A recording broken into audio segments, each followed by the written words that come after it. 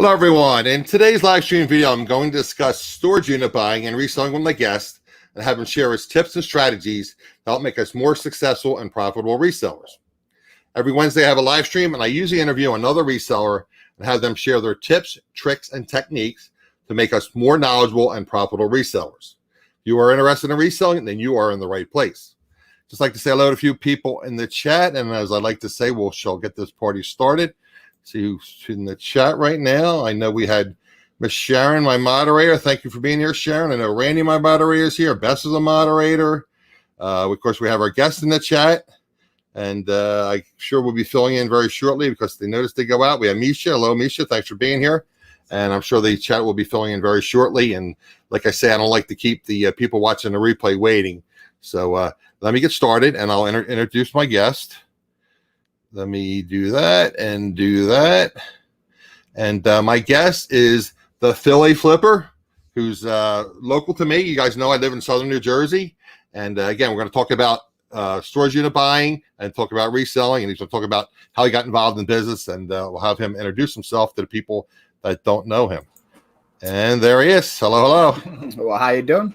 Everybody's not aware. My name is Paul. I go by the Philly Phlipper. I am recently a full-time reseller here in the Philadelphia area, hence the shirt, hence the Wawa drink. So I'm all Phillied out. I pretty much buy things for cheap, so I'm at a profit. I do the regular yard sales, flea markets, flea markets and thrift stores, but I'm mainly focused on storage units. That's where I get most of my inventory from. I have a YouTube channel. I have an Instagram. I started almost 2 years ago now. So I went from 2 years to full-time in 2 years. That's pretty good. I think that's about it. That's about it. The show's over, right? That's all we got, guys. I'm just kidding. Don't leave. Please don't leave. Okay, guys. So we're going to get into it. Like I said, I know a lot of you are interested in storage auctions, and I haven't had anybody that really does storage auctions for a long time. I did have Wade Ventures on, and I'm going to link that after the video post. So Wade was on my channel, and Wade and I are friendly. Back in the day, we were fans of Wade, I guess I would say, and then I met him at eBay Open. So we're kind of friendly. We have each other's phone numbers, so we gambled a little bit at the Mandalay Bay. So I guess that makes us gambling buddies. But anyway, let's get into the Paul and the Philly Phlipper. Why don't you discuss a little bit about your previous business, your moving company, and why did you get in the moving company? Did you have like an entrepreneurial spirit? What got you into it, and how long did you do it, et cetera? Yeah, so I think my whole life I never really want to work for anybody except for myself. I went to college and realized college wasn't for me right away. So I spent 3 years in college trying to figure out what I wanted to do, and I went from switching majors to accounting, to education, to something I forgot, something else. But I was in community college, and I was like, hey, what do I need to do just to get out of here? I just want some kind of paperwork. So my counselor told me, hey, you're 2 steps away from getting a communications degree. So that's what I have, but never really used it in my life. But after I went from college, I went to start my own landscaping company. I did that for about 3 years. And then I got invited to work at a Fortune 500 retail brand called Urban Outfitters. I don't care if I trash them or not.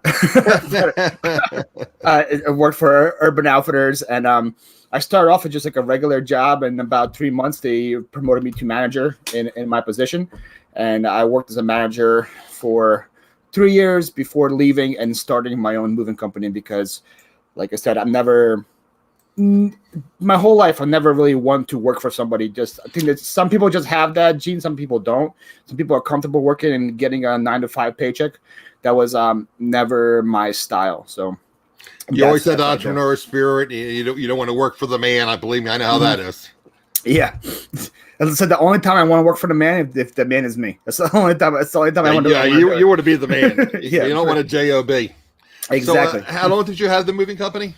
I started the moving company the day after the Eagles won the Super Bowl, which is 2018, because I was like on the fence of leaving and not leaving. Now I'm like, I need a sign. That's when you left Urban Explorers. That's when you decided to.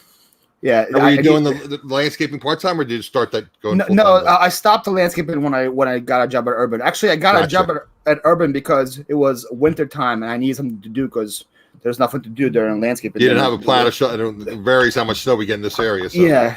So I didn't have anything to do. So I saw a job on Craigslist saying, "Hey, we need a guy off a truck who can move furniture." And I was like, "That's something I can do."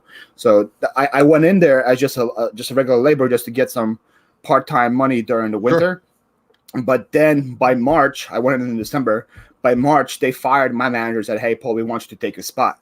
And I couldn't say no to that opportunity because it's a Fortune 500 company and Sure. it's the headquarters. That's where all the action is. So there's just way too many things I couldn't say no to. So yeah. I stopped my landscaping company and did that for about 2 years.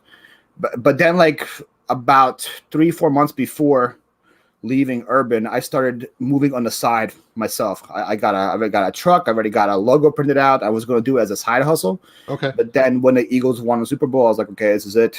I'm giving my 2 weeks, and I did full time from there. So. Miracles can happen. Say for hey, the Eagles win the Super Bowl. Like, I want to start my moving company. I was like, this what's is going to happen, right? My time right here. This is my time. Well, it's funny. I was talking to a friend of mine today, about you and having you on the show and everything, and we're talking about moving company. I said, yeah, I guess we don't mention the word because not that I'm monetized, but we're not allowed to mention the word on YouTube. And I figured, well, maybe things are slow. He goes, Adam, that is kind of difficult if you're moving. You can't do that your whole life. It's really a physical job, and it can really take a beating on you. So unless you're just sitting in the office and booking gigs and supervising, and the thing is, you got a small company, you got to be out there actually doing some work and be on site supervising the employees. Well, that's the reason why I actually went out of it, because right when I first started my first year, I was like, okay, I'm going to put in 40 to 60 hours a week. I'm going to really hit the ground running. So because it's the name was a Better Call Paul. And my logo is my face, right? So It's pretty much me. So I had to go out there and show, hey, this is who I am. This is what I do. Because there are so many different companies around here, and I actually want to get my name out. And people know, like, hey, this is a Better Call Paul guy. He knows what he's doing. He's a good mover. We can trust him, and he's affordable. So the first year, I was really working 40, 60-hour weeks, trying to promote myself so I can get the customers. And then I want to take a step back, hire good guys, oversee those guys, make sure everything is fine, and grow the company that way. I did not really want to be lifting couches for more than 2 or 3 years as a mover. Right. But when I had a good crew for quite a bit, but when my good crew moved on to one guy went to full-time college, one guy went to another job, I had a really hard time trying to replace that crew with people who are motivated to and good. And I pay pretty well. I think I pay way more than any other moving company. Just right now in 2021, it's really hard to find motivated people. So especially because the people I hire are usually millennials. No offense to any millennials watching, but a lot of them are really hard to motivate to do work. A lot of them are entitled and they think that they need to own it or something or get paid even more. And a lot of them are unreliable. So I had a lot of situations where I would come to work and be waiting for my guys to show up, and they just wouldn't. That's the heck of a way to run a business, right? You got to move a house, and it's like you can't do it by yourself, obviously. Yeah, I've had some situations. And when you get casual labor, but who knows? I don't know if you can trust casual labor. I mean, because you can put people. And who knows where these people are? Come from. Yeah, after like 2 or 3 years of these moments, I'm like, why am I doing this to myself? This is way too many headaches this causing me. The money that I'm making is not worth it. So I was like, yeah, I'm done. And I'd rather focus on something like this, which is full-time reselling, which is I can control fully, and it's a lot easier for me to take a picture of a plush stuffed toy and ship it. Then move a china closet. Then move a china closet. So it's or a dresser, right? Yeah.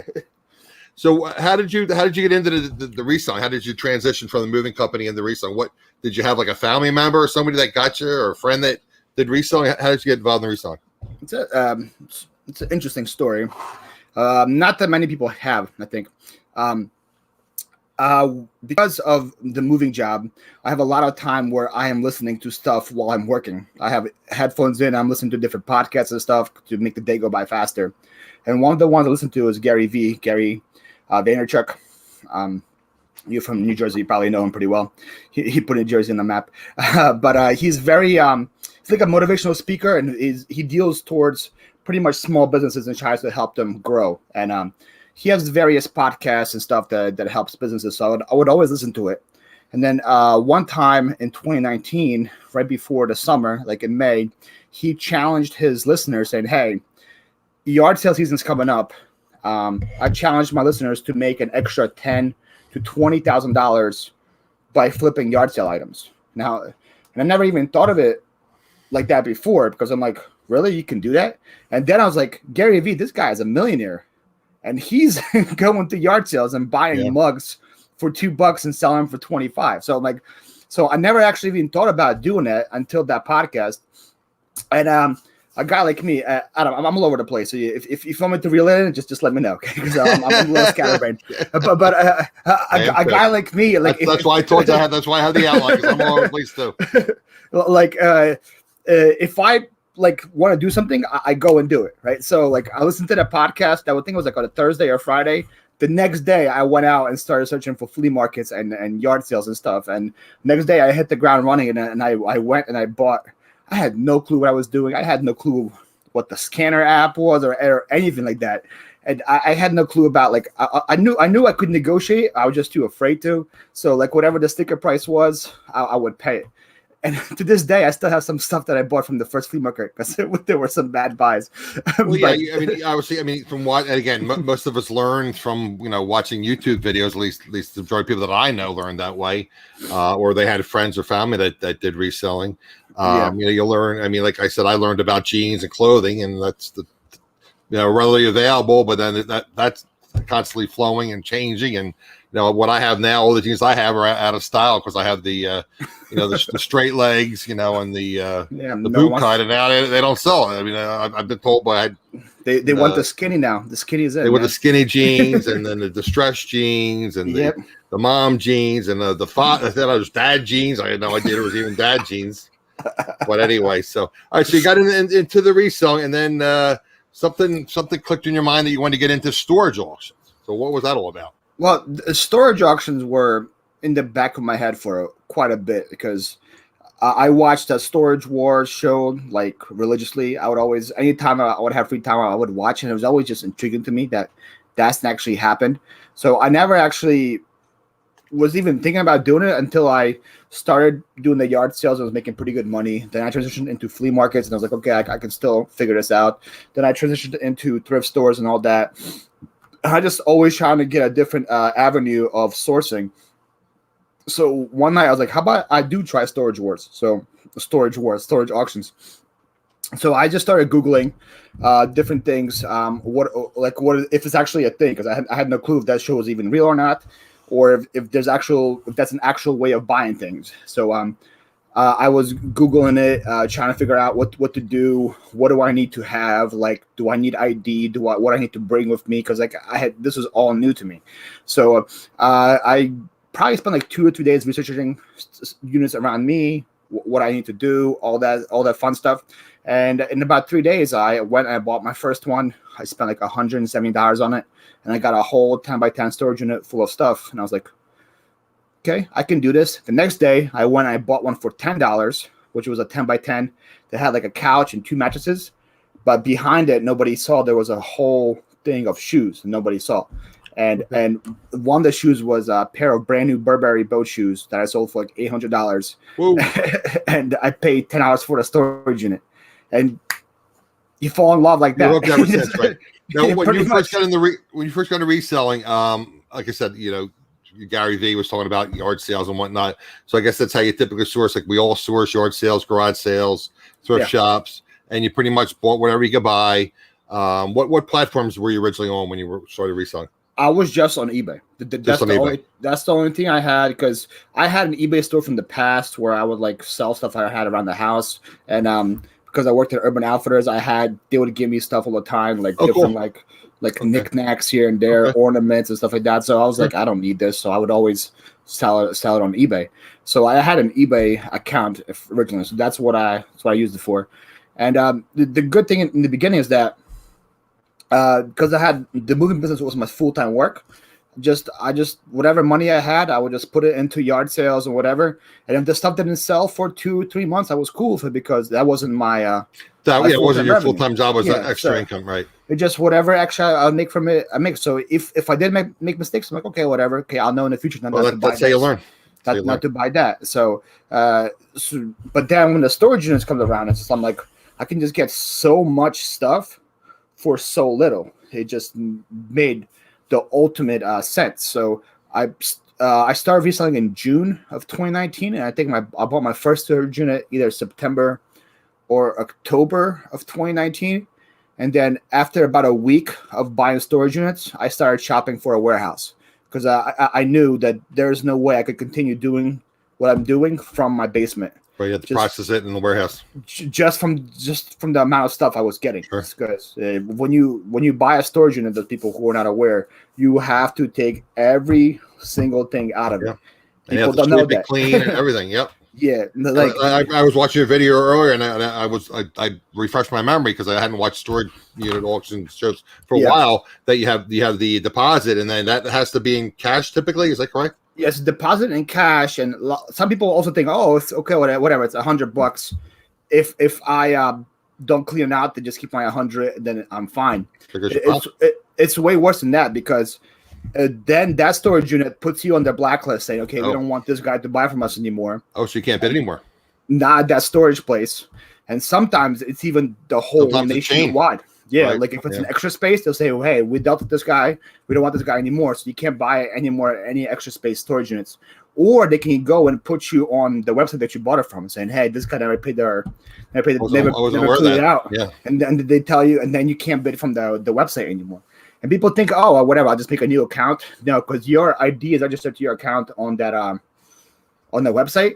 So you cannot do anymore because your ID is registered to it. So unless you have a buddy of yours make an account and you bid from his, then you can do it. But you yourself cannot do it anymore if the website bans you. So it's so the deposit is way more serious than just $100. Well, that's a great tip. I mean, I told you, and I told a few people eventually, and I hopefully, start feeling a little bit better. Probably buy a smaller one just to do a video, and it's a way to source. But I mean, if you guys are new and you're money into storage auctions, I mean, remember you got to pay that deposit, and like I said, that's cash. Now, when you buy the units too, you have to pay in cash, correct? Correct. Yeah. Some are now going to credit card, which is so you can pay on credit card. You don't have to pay in person when you go to. The key, so there was some. Well, with COVID, everything is just completely changing.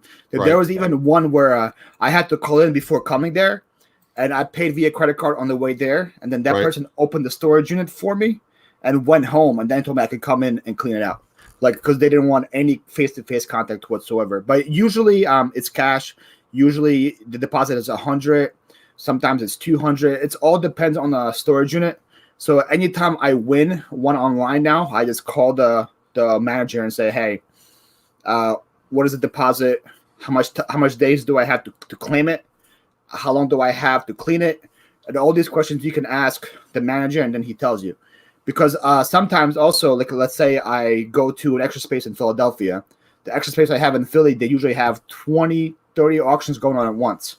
And let's say I win 4 storage units at a time. Wow. Yeah, and every 3 weeks because it's like a 7-floor building. Okay. With probably like gotcha 100, 200 storage places on each floor. So it's a huge building. Right. And they have a rule that I need to give a deposit for every single unit that I win. So it's not $100 total. Like if I won 4 units, I have to give a $400 deposit for the whole thing. Right. So but some managers are saying, okay, come in to claim 4, just give us $100 deposit for all 4, and then you're good. It's just if they know you, like it's typical. If they don't know, you're going to require it for every unit. Yeah, because they're. What if I just come in, take a couple of things here and there, and then they just leave? Chief Fine Goldmine had a question about any online storage in Texas. We are going to do a little show and tell a little bit later, guys. We're going to have a poll go on our website and kind of give us a little mini lesson on it. So we will discuss that. So we'll talk. I mean, I guess we'll get into it later. But there's stores treasure, stores auctions, locker fox, et cetera, et cetera. And there's pluses and minuses. So we'll get into that a little bit later in the show. We'll discuss the advantages and disadvantages of the various sites. Mm-hmm. Okay. So now you said you also sell furniture. So you like to get units with furniture.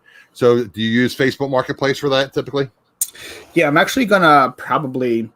I was thinking about doing this. Depends. I think I'm going to have it out tomorrow. I'm going to do a top 10 tips and tricks video on how to sell big items locally. I want to post it tomorrow. But yeah, there's 3 main websites that I sell on. Facebook Marketplace is the biggest one. Second one is OfferUp. Back when I first started reselling, they used to be OfferUp and Let Go. They were 2 pretty big apps. Then as soon as they merged now, so it's just OfferUp. And then the last one is called Nextdoor. Nextdoor is like a Craigslist, but just for your small local area. And in order for you to get an account on Nextdoor, you have to actually register your address so that you prove that you actually live there. So there's 0 scammers, 0 bots on Nextdoor. It's real people. I don't do Craigslist anymore because Craigslist is just full of scammers now. Is it? Every single time I post up there on Craigslist, I get 8 responses of people saying, "Hey, I can pick up. What is your number?" And then when they get your number, they just want to spam you with phone calls or texts and all that stuff. So I just don't post on Craigslist anymore. But Facebook, OfferUp, and Nextdoor. And the reason why I love furniture because I have a 4,000 square foot warehouse behind me. I have a box truck, and I have people I can hire to move. And a lot of people who buy storage units, they don't have that kind of stuff. So what they're looking for is bins, bags, totes, because it's all small stuff that they can go take to their house and resell. Right. If they have a storage unit that has bins and totes and then has 2 couches, mattresses, and dressers, they're not going to touch it because there's no way they can move that stuff out. So a lot of times those units that have furniture in it go for way cheaper than just a unit full of totes and bags because not everybody can deal with it. So I had situations where I got a whole 10 by 30, which is one of the biggest units you can get. So 30 feet long by 10 feet wide, huge, full of furniture, and I got it for $20. Wow. Somebody's whole house full of furniture. Okay. Because nobody else that day wanted it because they didn't know what to deal with furniture. I had to. It wasn't really $20 because then I had to rent a 26-foot U-Haul because I couldn't fit it into my box truck. Okay. So I had to pay the expense for a U-Haul. I had to pay for my guy. So it was a little more, but I got a whole house full of furniture for probably under $200 after all the expenses are coming. So ballpark, what'd you sell that furniture for? I sold 1 weight bench with the weight by itself for $500, just 1 weight bench, and then I had 4 or 5 couches, beds, dressers, chests. I probably had $3-4 grand worth of furniture in there easily. So it's nice. pretty good. Wow. Okay.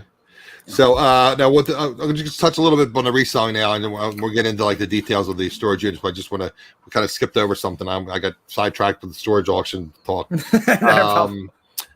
As far as what you do, and again, I always ask people that I have on my show that do eBay, kind of what's their process? Do you run sales? Do you do promoted listings? Do you have best offers? What's your philosophy as far as how you run your eBay store?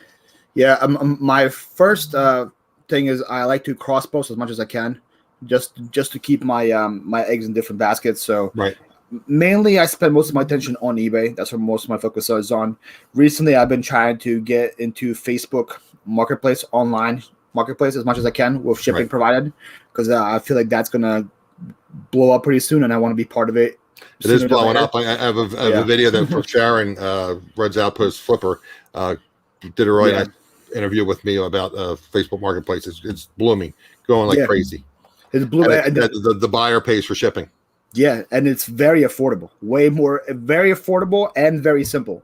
1 to 2 pounds, $9. 2 to 5 pounds, $12. That's it. There's no what is the dimension of the box? What is this? What like that eBay has, and then so it's eBay, Facebook, and then my last 2 are Mercari and Poshmark. I try to get on those platforms as well. It's not like I do like a top 10 sales video on my channel every Monday, and I do a whole breakdown of what it goes for. Like I probably 90% of my sales is eBay, but 10% is still pretty good. Like that 10% adds up. So it's definitely worth my time in doing it. For eBay, you have them pick it up at your warehouse, which makes them convenient. Yeah, yeah. It's not like they're coming to your house. You don't want people coming to your house. I mean, some people do porch pickups, but I wouldn't want people coming to my house. No, I don't. I would not trust it. Cheap finds called mines are funny. I saw that. I was going to post that. But, we don't bust stones on this channel, guys. They're my channel. They're my friends. I want a friendly. I know. I want a friendly environment on my channel, guys. I love them. I never bust stones, okay. But it is what it is. Yeah. So for eBay, I actually hire somebody to come and post for me. You said that you have a lister, right? Yeah, she does all my apparel because I find so much apparel in storage units and in other places that I do not like to deal with it. So I pretty much train her how to do it, and I pay her by listing, and she posts all the clothes for me. I take care of everything else, the plush, video games, toys, everything else I do. And then I do promoted listings as much as I can at 1%. 1%, just so you get the duplicate listing up there. Just to get the duplicate, and I don't care about that. That seems to be philosophy. When I had the co-host that you replaced on, I mean, he did prevailing rates and plus couple. It's like I don't know if I'm going to do that. I mean, it works for him. I mean, I don't want to pay eBay an extra 10%. Exactly. On top of the 10%. On average, it's 6 to 7, 8% typically, right? Yeah. So he was 10%, so it's like you have finding collectible items, like I get items for dirt cheap, but I still want at least 85% revenue of what I sell it for.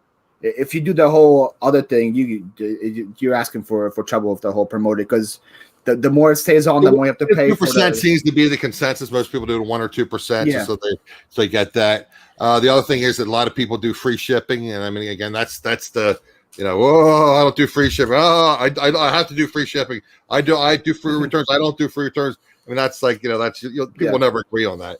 But allegedly, and I always mention Casey the Rockstar Flipper on my channel. In fact, Casey just mentioned that again in one of his posts. That bumps you up on eBay if you offer free shipping with the Cassini, the algorithm. And there's no such thing as free shipping.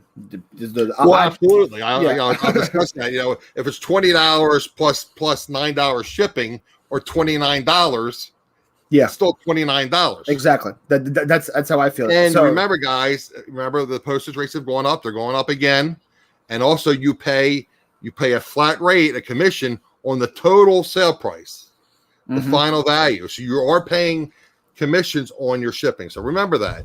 Even if you charge $20 and then you charge $10 shipping, you're paying it's only $1, but you're paying 10% or 13%, whatever it is. I usually use about 12%. I figure eBay fees are roughly 10 and another 2% ish for the managed payments now, which we all love to deal with managed payments. But so I figure about 12% on that. Yeah. The only problem I have, because I offer pretty much free shipping for all my clothes.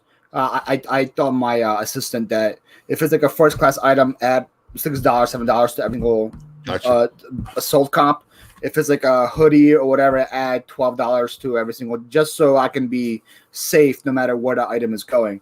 The only problem I ran into with free shipping is that when I start doing markdown sales, that sale kind of costs me a little more of the free shipping. Because let's say I'm doing a 20% off sale. Sure. With the free shipping included in it, I'm not really making as much money as if like I was selling something for $20 plus shipping than selling something for $30 with free shipping, because I'm giving the buyer a way better deal on the deal than I would the other way. But I feel like I get a lot more traction, especially with clothes, for free shipping for sure, because people don't like to do the math in their heads. So for some reason, it's, especially with clothing. So I don't know why that is, but So, okay, I want to ask you about the free shipping, and I'm assuming that, again, I don't know, I shouldn't assume. I know what, people say when you assume, but do you send out offers to watchers? Do you do that as well? Yes. Right before the show, I sent out about 76 offers. Cool. Why don't you touch on one of your pro tips that we discussed pre-chat is your donation buys. Why don't you get into that a little bit? Okay, so the reason I got into the donation buy, last year around March, April-ish, I'm sure everybody else, but PA was shut down fully. Only life-sustaining businesses were allowed to be open, and even though we are resellers, Goodwill is not life-sustaining, so they had to close Goodwill down. So all the thrift stores and Goodwills were closed around my area, and people had donations to give, but Goodwill wasn't taking them anymore. So a lot of people had no clue what to do with them. So I started seeing posts on like Facebook saying, "Hey, I'm a high schooler. I'm trying to pay for my college. Do you have any free items that you're giving away that I can come and take?" I saw a bunch of people asking stuff for free. And I was like, that's not really the mentality you want to be going for. So I kind of took a spin of what they were doing, but instead of saying for free, I was like, "Hey, can I come and pay you for your items?" And people hear pay, they get more excited about that than the free thing. But so I started doing. I made this like ad. I put it on my Facebook. I put it on Nextdoor. I put it on OfferUp, and I started getting phone calls, and they were coming in pretty quick. Like I was probably getting one a day back in April about it. And my rule is when I come to somebody's house, I'm like, "Hey, I'll pay you $5 a bag or $5 per box, and then the more bags you have, the more I pay you." And like I was getting like trash bags like this big, full of clothes for $5. Right. And so, people are pretty agreeable to that. Do you tell them up front, or did they? When you that's pretty much what I tell them when they message me. I'll pay you $5 per bag or box, right? Yeah, that's what I say, and I'm like, "Hey, like you could tell your friends about it all the same way. Like I'm saving you a trip. You don't have to leave your house. I come to your house. I pick it up. You don't have to go anywhere. You have to find for you to do with it, and you get a little money. Like you're gonna donate this anyway. You're gonna get zero for it. I can come to your house, give you $15, $20, $30, and I take it off your hands. So it was pretty good. Even to this day, I have people still call me because I don't run those ads anymore because I was just getting overwhelmed with the inventory. Yeah, too much. Yeah. But the people who sold to me in the past, every 3 or 4 months, they say, "Hey, are you still doing this? Hey, are you still doing this?" And I would come to their house and get the whole cycle again. And what's good is that for $5 a bag, I find one polo I can sell for $15. It pays for the whole bag. The rest of it is profit. For a box of shoes, one pair of shoes pays for the whole box. The rest of it is pure profit. So it was a no-brainer for me, and it gives my assistant more work because it's pretty much all my buys are clothes and she's piecemeal. You discuss. You pay her $2, and she does the pictures, the listing, the whole 9 yards, and you just review it before it goes live. My job is to sort through the stuff that comes in. Right. So I pick what is sellable, what is going to be donatable. I do that. Then if it needs to be cleaned, I get it washed and dried. Before I would go to the laundromat, but I upgraded to another space here at the warehouse that had running water. So I went to Marketplace and I bought a cheap washer and dryer for like $200. And now I do all my laundry inside the warehouse. So every item that I get, they could get it washed, dried, and then I just get full totes. I put it in her office, and she takes care of everything else. So it's super simple for me.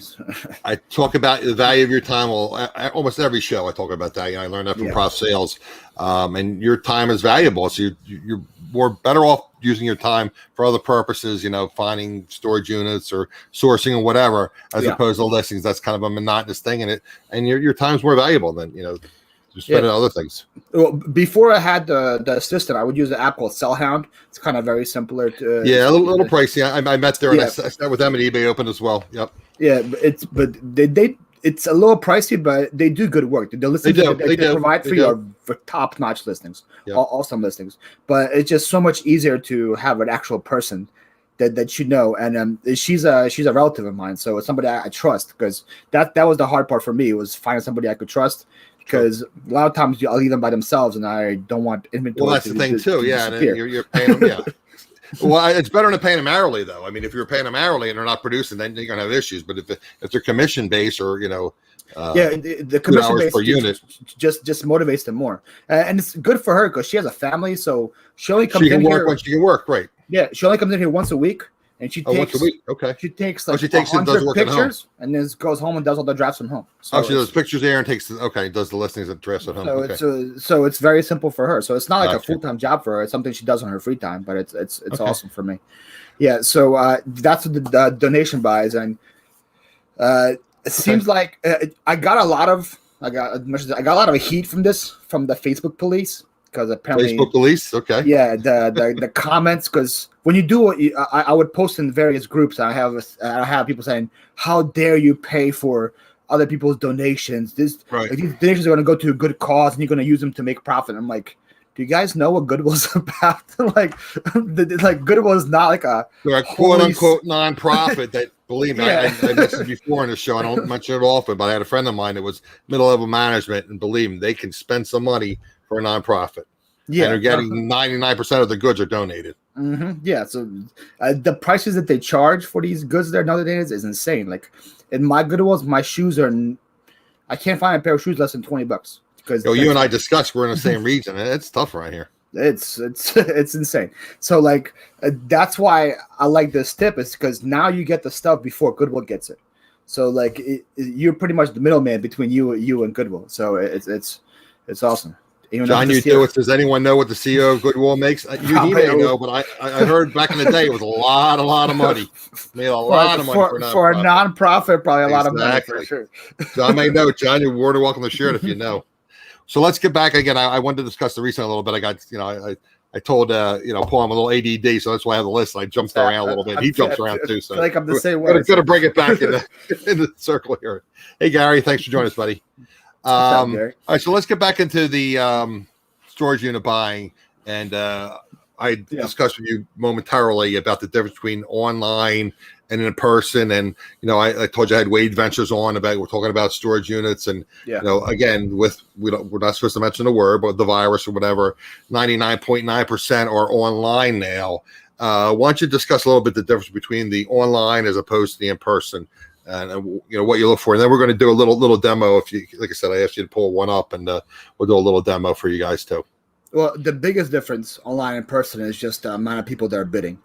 When you go to a live auction, there's maybe 10, 15, 20 people max I've ever seen a live auction. Sometimes if it's like kind of far, like in the Goonies for me, like Malvern area, that's kind of the Goonies for me. People don't know about that, but like it's like kind of like forest area. It's like about a 40-minute drive from me. When I would go there was maybe 3 or 4 people there. That's the only reason I would go, because there was pretty much no competition. So you only have to be better than 4 people. Online, and Malvern's is higher income area too, which is nice. Yes, that's why I like going there, because less competition and higher, typically. Yeah, higher, and a lot of the units that you get in Malvern are pretty much of like a deceased family member that people don't want to take care of. So that stuff is old and it's good. They weren't even aware that they had a unit. And they just didn't pay the bill. The ones you get in Philadelphia are from people who are in jail or don't want to pay their bills and stuff. So the items in Malvern are way better than Philadelphia. Exactly. But that's the biggest difference for me, is just the amount of people are bidding. Because now, if it's online, any Joe Schmo can go and start bidding on a unit in Malvern, because you can just put a radius in and find it. Before, it would just be 4 or 5 people. Another thing is if you watch the Storage War show, everybody hates each other and so competitive and all that stuff. In real life, it's actually not that bad, especially if you're like a regular. In the beginning, people didn't want to talk to me because they didn't know who I was. I came in with like a hat on. I really kept to myself. Here's the new kid, right? They called me Rook for like 3 months. Oh, okay. And they were just like trying to like haze me. It's like, oh, that's a terrible unit, Rook. I can't believe you paid for that.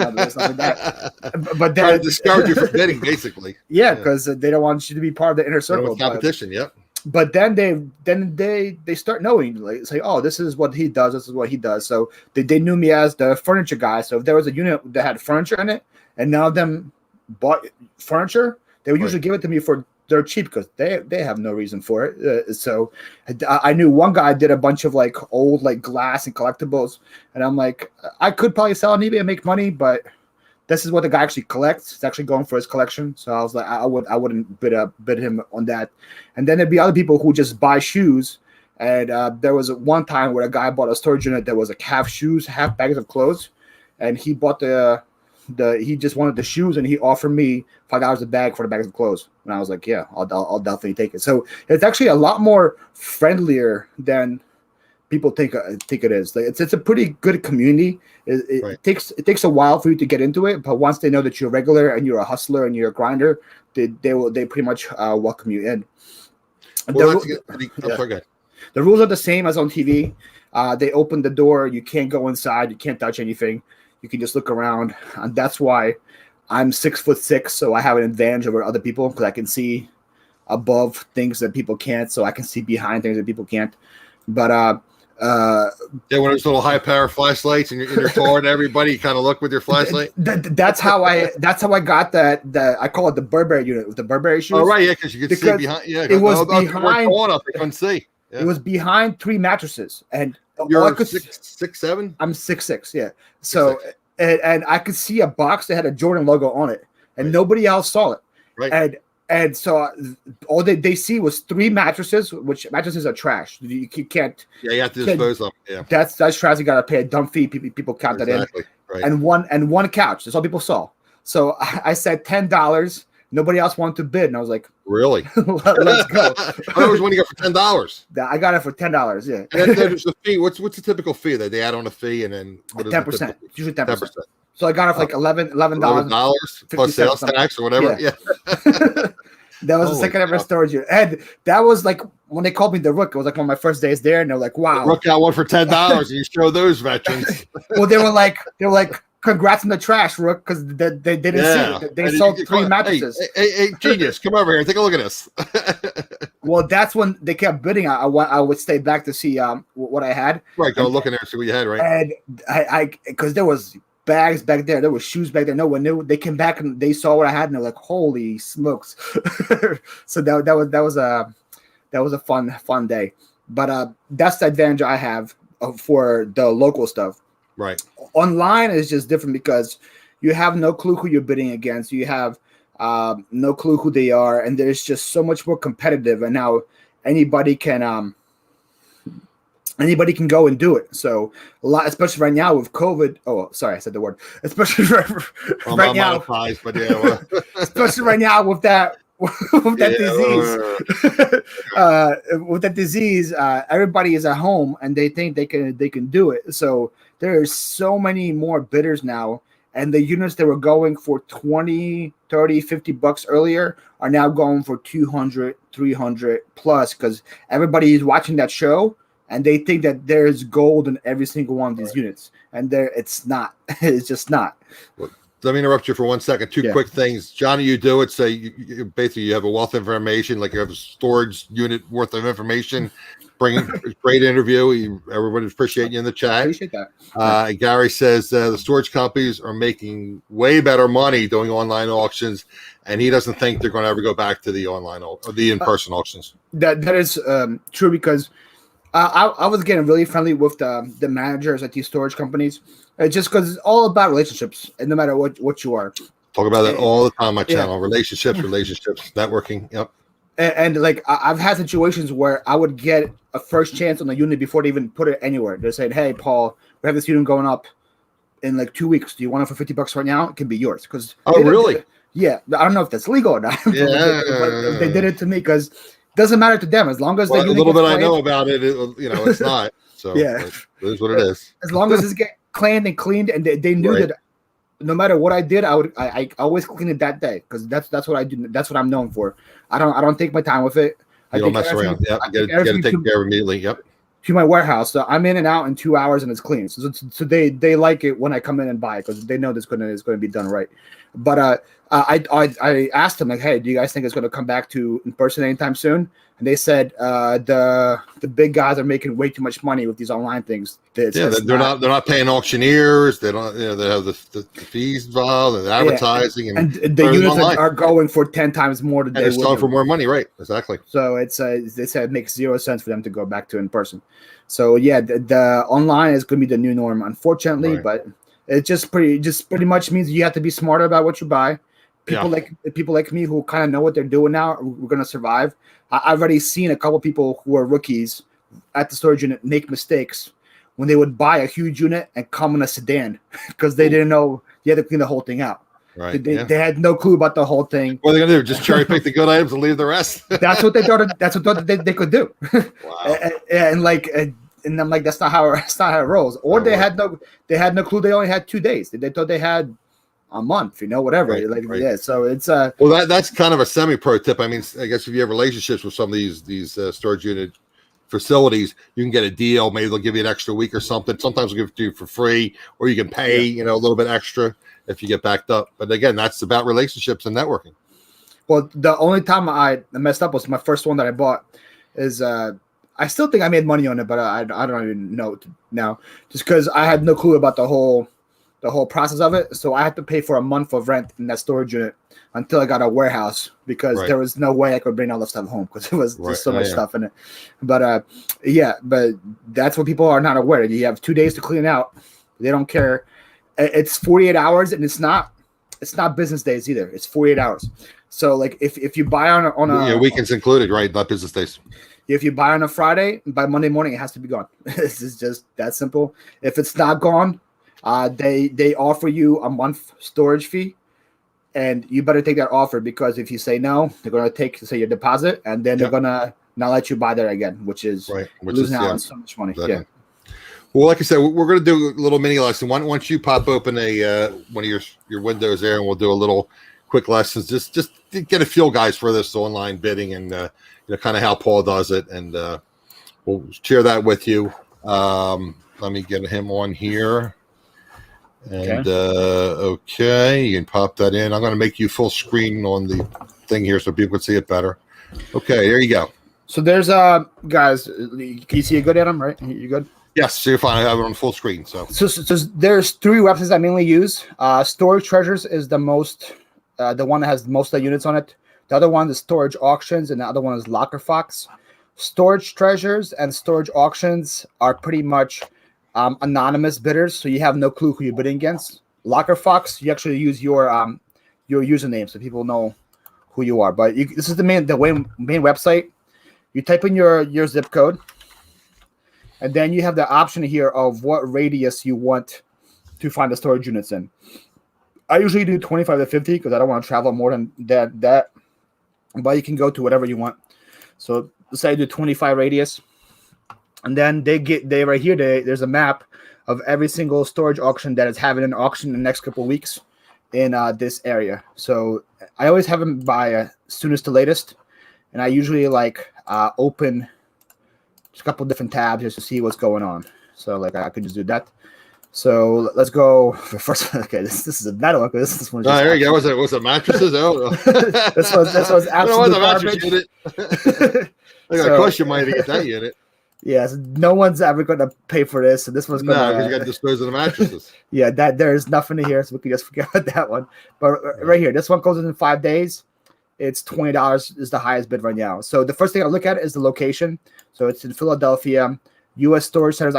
You can right click on this, and it's going to show you the storage auction place, and you actually get to see where it is on the map. So which is kind of important because you want to know what area it is to see where it is. So this one's actually a good one. I love U.S. storage. This is the one on Columbus Boulevard by IKEA, actually, Adam. If you're aware. Actually, I know the area. That was saying I want to go to IKEA when I've been a kid in a long time, just to walk around and get some Swedish meatballs or something.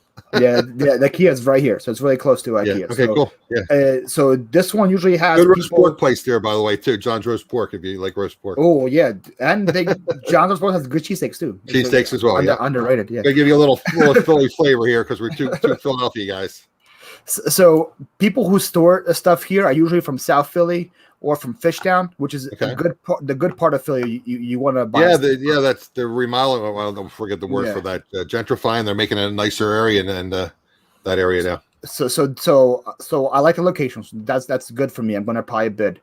Then you look at the size. 12 by 15 is huge. That's a big unit. Usually they're 5 by 5, 5 by 10, 10 by 10 is pretty big. 12 by 15 is a big size. So you can click on a large screen, and then pretty much it depends on who the employee is that day. It depends on the pictures because this guy only took 3 pictures, which is very unfortunate because it's a huge unit, and 3 pictures is definitely not enough information for you to go by. But I can tell you right now that these are, because I work there, these are anthropology chairs. Oh, okay, cool. And they sell for about $80 each. And a lot of people do not know that. So that's nice. I can see right there. That's already $150 that people wouldn't see. Let me interrupt you for 1 second because I don't want to. Again, I told you I have ADD. I don't want to miss this question. Michelle says, if you need some people to help unload a unit, what is the best source for labor? She's heard people suggest U-Haul or an app like Handy. Any ideas? Because I ran a moving company, I used my own labor, But if you want to hire good ones, I would suggest TaskRabbit, which is a kind of like an app like Handy. TaskRabbit, cool. Okay. But it's more reliable for you guys. Okay. And their TaskRabbit has a rating system, so you can see people based on reviews that the people had. So, is that an app or a website? An app? Yeah, it's an app. Yeah. Okay. Or if you just don't care who you have help, just go to like Nextdoor or Facebook and said, "Hey, I need a couple guys to help me. I'm paying $15 an hour cash or whatever, $20 an hour cash," and you would probably find some college students that you can come and help you with it. Right. But like I said, I had the moving company, so for me, labor was not an issue. Right. But yeah, so pretty much you come in. So this is the place. So you prefer storage treasures typically? You said. Yeah, I prefer storage treasures just because of the quantity of items on it. There's a lot more. I think a lot of more storage places trust storage treasures, so they have way more auctions than any other website there. Gary saying something about Home Depot or Labor Ready. Why Home Depot, Gary? I'm just curious. Labor Ready is a similar thing to TaskRabbit. I heard of that. Okay. Home Depot, do they have like casual workers hanging out at Home Depot? I'm just curious. I don't know about casual workers, but I know Home Depot is really good for truck rentals. Right. Reasonable for truck rentals, right? If you want to rent a truck, it's cheaper to go through Home Depot than through like a U-Haul or exactly. Penske. Yeah. Yep. So when we click on it, I usually look around. Storage treasures lets you like you can zoom in and out, right? But like I said, it's only 3 pictures, which is not good. But you pretty much just look at how things are stored. That's the first thing I look at. Well, that's like how they're packed and how they're stored, and like if they took any time to pack things, maybe hopefully it's more valuable. You see, these guys use a moving company called ISX, right? And you see ISX all over the place. So I actually never heard of it. So I usually, I'm actually going to Google ISX moving and storage to see if they keep out of town. Yep. To see where it is. 855 area code. So it is in Philadelphia. Okay. So they moved locally so pretty much they hired a company to move them, and it looks like that stuff has just been here since the move. That's what I would guess happened, because you see it's all these ISX boxes. So it looks like they haven't been touched since the person moved. So which is a pretty good sign. Sharon's saying TaskRabbit also. Yeah, that's what I said. I think that's what I said. You said TaskRabbit. I'm sorry. Yeah. Oh, they're right then. I'm sorry. Yeah. I'm reading Gary's comment. I'm reading Sharon's. Gary says they have the best guys hungry for any work. So I guess I'm assuming he's talking about casual labor, just kind of hanging out around the Home Depot area. Oh, really? I never heard of that. Well, he's in California, so I don't know if it's different. You know. Oh yeah, but probably. Yeah. So because there's other units that I don't know if there's going to be somewhere I can see here that you can see that are not done by professionals. That's what Lynn says. That's what they used to do in Vegas. Gary hired guys at Home Depot. Okay. Interesting. Okay. So there's a tip for you. So you can learn something. I say the day you learn something new is a good day.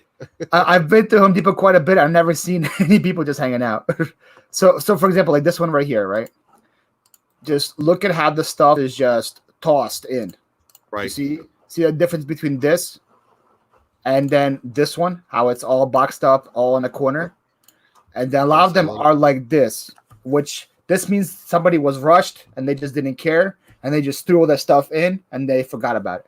Look at that nice fake Louis in the front. Yeah, well, you want that. So like this is something I would stay away from, because if they had something valuable, it could have been damaged while they were transporting it. Yeah, it's just kind of like pile it up and throw it in there. Yeah, but something like this, I'm more looking forward to buying because of how it was done by professionals. They hired a moving company, so stuff is probably handled pretty well and all that. The unfortunate part is I have no clue what is anywhere back there. Right. Because the pictures are not there. That's great, right? Like, I don't know why he would take a picture of this. You could tell, like, the guy looks like an Eiffel Tower in the back there. Yeah, like the guy didn't care about his job. Obviously, he just took 200 pictures and kept walking. Right. So, this could be a good thing or a bad thing, because a lot of people maybe don't want to risk it because they have no clue what's in there. Right. But it's a huge storage unit, so I probably would be. It's going to end. Price, right? It's going to end in 5 days. So if I would like it, you can add it to your watch list and just come back to it later. Gotcha. Yeah, but that's something you look forward to. Right. Were there any questions while we're talking about storage auction, guys? I want to try to get some questions out if there anything for Paul. Then we have a couple more things we want to discuss. So just if you have any questions about storage auctions, why don't you bring them up now in the chat? Yeah. Another thing I do is when you right click and get to the facility, when you scroll down, it shows you every other auction that's going on at this facility at the same time. So usually if I'm going to a place, I'm trying to maximize my time there. So if I'm buying one storage unit, I will look to see what else they have so I can buy another one because I already have a truck to fill it in. So, but they have two other ones ending at the same day, but Gotcha. These are smaller. So like if I were to win this one, I probably wouldn't buy any other ones. But let's say I win this 5x8 one. This is a 5x10. I'll probably try to win both of them together just so I can. Well, yeah, you're there anyway, right? So it's just as easy if you have a helper area to clean out of both. Oh, this is a good one. Never Ending Saga says he likes Locker Fox and Bid 13. His treasures is okay. Bid 13, is that a regional thing or is that a nationwide thing? I've seen Bid 13, but it was mainly all south. Like yeah, it's probably regional. Yeah. Florida. So this one is full of records. You see that? I would say that's why Adam Record Crate's got excited when he saw those records up in the Philly area, Adam. So Adam has record stores. I bought a storage unit on Saturday, and I did like a live opening. And Adam was in my live, and I had a bunch of records, and he was telling me which ones were worth it and not. So oh yeah, he knows his records. That's for sure. Yeah. So it's a lot of times, if the worker is good and they see something good, they are going to zoom in on it and make sure that they highlight it so people see it, so that you can get more money for it. Right. So like Maggie Magnus says that Locker Fox only charges 10%, but isn't that kind of the rule of thumb, 10%, or is it higher? 10%, 15%. Some charge 15. Yeah. Okay. The Locker Fox is their min bid is $20. Wherever else the min bid's only 10. That's the Locker Fox. So who charges the 15%? I think Storage Treasures charges 15. 15. Okay. I think or 15 or 12 or something like that. Locker Fox is the lowest fee for sure. Though. Okay. I know. I never used Storage 13, so gotcha. I don't know what theirs is. This is a 5x10, and this one's mainly furniture. So this is something I would actually focus on because again, it looks like it's stacked properly. Yeah, it looks like it's relatively neat. Yeah, neatly processed. You can see there's a nice mirror here.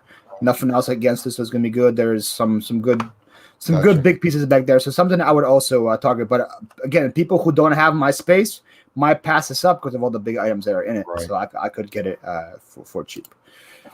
Yeah. Hey guys, I want to talk about a few more things. We'll get out of the storage auctions, but like I said, I had Wade Ventures on. I'm gonna link that once this video uploads. So if you want to see Wade's interview, I'm gonna link that after the video uploads. And unfortunately, for some reason, it takes a long time for my videos to upload. I'll probably link it tomorrow morning sometime. But want to get a little bit into your YouTube, what you're doing on YouTube these days. Can we comment on Gary's thing real quick? Absolutely. About manager specials. Yeah, that is. If I see a manager special, I usually try to call in and see what they're talking about because a lot of the manager specials, there's them, I would say, staging a unit, which they pretty much put a bunch of trash in the back and put the good things in the front. So and they call it a manager special so that people can think that there's good stuff inside it, but there's a bunch of garbage in the back. What is the terminology again? I knew this, and again, I'm having a brain freeze. What's the terminology when it's basically they're auctioning off someone who for non-payment? There's a term for that type of unit. What is the word? A lien. A lien unit. Yeah, lien unit. Yeah. My understanding is what they do a lot of times is somebody's, which is supposedly illegal, they get these lien units and they don't sell for whatever reason. Then the storage unit takes them and they make these manager specials, but they might call it a lien unit, and it's not really a lien unit. It's a manager special where they, like you said, they put some props in the front, and which is illegal, but apparently that happens. Yep, and it's definitely I definitely don't think it's. I'm not sure if it's illegal. It's definitely immoral. Well, they advertise it as a lien, and it's a manager special. I mean, and they're staging it. Yeah, Maggie, you're right. It's a $10 increment, but the min bid is 20. That's what I said. Yeah, right. But a lot of times the manager special though, it could be just somebody's deceased or something. I saw it happen in Lancaster recently in a storage unit where there was. Oh, should they bid a lien unit though?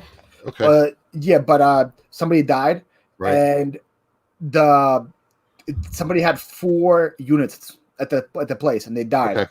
and they had 4 of them, so they called it manager special because it was owned by the same buyer. Oh, okay. And they advertised it as that so they could get more money for it because they're saying, oh, Gotcha. you don't just want to buy 1, you want to buy 2, you want to buy 3. Okay. Well, that's a little misleading. At least in my opinion, I'm not an expert. It's a little misleading to me. But a lot of times the manager specials are not good, and they go for way more money than they're supposed to. Right. That's something Thanks for sharing that, Gary. I had heard that, and thanks for bringing it up. That's something I learned by Googling things. Pretty much, right. I knew that going in. That okay, stay away from the manager specials because a lot of there's people who actually made even like YouTube videos about it, of how not to do it. So yeah. Right. So why don't you get a little bit into your YouTube channel, your topics when you publish your videos? I know you do live streams. With Saturday, I think you do a live stream. Let's get into that a little bit. Yeah. So I started my YouTube channel end of 2019. And then I took 2 breaks in between just because it was just way too much for me to handle because I had, again, the full-time moving business. I had the reselling business that was becoming a full-time job. Then to record and edit and upload at the same time was just way too much for me. So I got burned out twice in my YouTube journey. But I think I'm on a good path now. So the reason why I actually started my YouTube channel was because I had a lot of friends who would see me buy storage units. And I would be posting on my Instagram and they'd be like, hey, bro, I would love to see like a whole video of what you find. So that's why I would do it. So yeah, I had it for a year and a half now. I'm developing a pretty good schedule now where I'm on a morning show with Johnny, Kajun Reseller, and we have a morning show Monday through Friday from 9 a.m. to about 11 in the morning Eastern time. The show's on his channel, Monday, Wednesday, Friday. It's on my channel, Tuesday and Thursday. So if you subscribe to me, you'll see me go live every Tuesday and Thursday with Johnny for a morning show. Then I have my own live every Saturday at 5. I call it Live at 5. Actually, breaking news here, I completely spaced out. There is no live this Saturday because my sister's getting married. Exactly. Yeah. And I was like, you all cleaned up for your sister's wedding. You forgot you can't have a live. I was all preparing for it. I'm like, wait a minute, I'm going to be at a wedding. So I think you look a lot better. I got that $50 was well spent, by the way. It did. I lost a lot of compliments on the morning shows, though. I lost like 20 years, guys. If you were to see me yesterday to now, I lost like 20 years in my face. But I mean, you do what you purchased or sold and what you found, and you do those type of things as well. Videos, typically your premieres. Yeah, besides the live shows, I have at least 3 videos every single week. Every Monday, Wednesday, and Friday. My Monday videos is a top 10 sales video, which pretty much I go through my last Monday through Friday, and I give the whole numbers of, hey, what's sold on eBay for how much, what's sold on Mercari, Facebook for how much, so you guys can see what actually is selling. And then I talk about my top 10 favorite items. And that's pretty much just a top 10 list of bolos be on the lookout for. Just brands, things you guys maybe are not aware is selling. It's actually selling for a lot of money. So that's my top 10 list. Then every Wednesday, which was today, right before the show, I released it. I do a whole weekend sales video, which is kind of like same style as like Lonnie from Shed Flips, where he just, but he does it every single day. I just do it for the weekend, where I just go and tell you guys everything that's sold all over the weekend, every single item that's sold and how much it's sold for. And then every Friday, I have a series called Rags to Riches, which is pretty much what I started a couple weeks ago, where I'm going to try to see how much money I can make just by items I get for free. So I have $0 invested into it, nothing. It's just stuff I find on the curb, stuff I go to Facebook or Nextdoor that I give away for free. Actually, today I just sold a table for $150 that I got for free. So, wow. So every Friday I have that video coming up, and they always get released at 6 p.m. and it's usually always a premiere. And then in between then, if I buy a storage unit, I'm going to release that video. If I do like a yard sale haul, I release that video. But usually Monday, Wednesday, Friday, you get those 3 videos from me. Christine Stacy on the chat there, she says, what is the craziest thing you ever found in a unit? I would guess somebody's ashes are pretty hard to beat, right? That'd be pretty. I know. My understanding is I used to follow a lot of these different storage unit buyers. YouTube channels. They find a lot of personal documents and things, and they just turn it over to the facility, and they have them contact the owner. The one I'm going through one right now, and this one has passports, social securities, IDs. Like it's just it's crazy. Like I say, if I want to be a terrible guy, I could probably steal so many identities if I want to. But probably ashes. You find a lot of porn. That's something you got to be aware of. Paraphernalia. A lot of drug paraphernalia, a lot of adult entertainment stuff. Yeah, a lot of lot of that stuff. That's why you gotta wear gloves because you have no clue. Gotta wear gloves, exactly. One of the weirdest things was one of the first storage units I bought had a dresser in it. In the same drawer, had a stack of porn DVDs and a Bible right next to each other. And I was like, okay, like how could you have it in the same drawer? I was so confused. Like how do you do that? So right. That's usually the craziest things. Right. I never found any Picassos or any like I find like gold rings here and there and gold chains here and there, but it's completely opposite of what the TV show is. They plant in there too. I mean, it's been noted they played special items in there for the.